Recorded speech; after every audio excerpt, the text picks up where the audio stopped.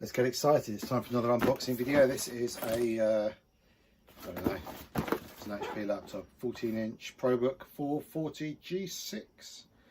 A few of these. There was lots on my desk over here. Let's get it open, have a look inside. What I like about this, it doesn't come with lots of polystyrene. They've started packing them in cardboard. Really good. Comes with this, more rubbish.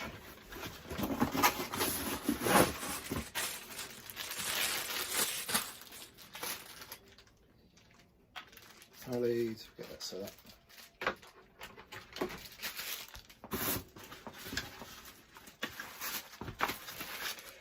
Okay, so let's have a quick look at this laptop. I quite like these, they're reasonably sturdy.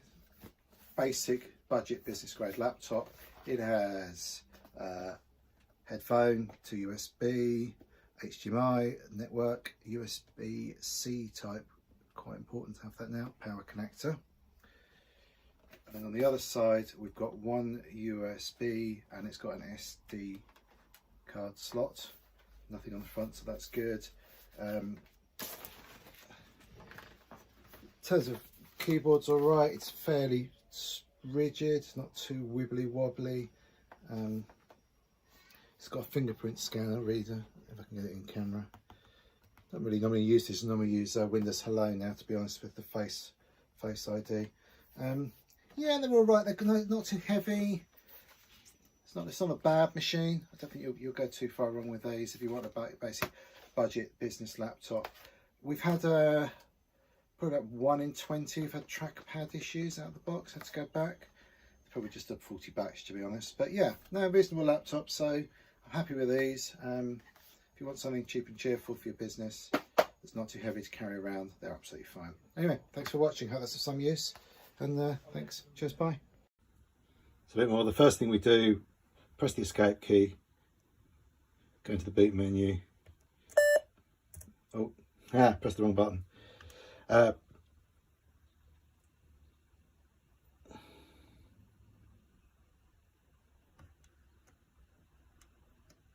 on. So the first thing we do with these, when we get them out of the box,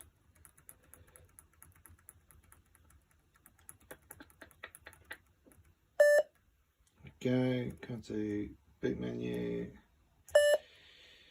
boot off this USB, and then we can whatever. No, I don't want another keyboard.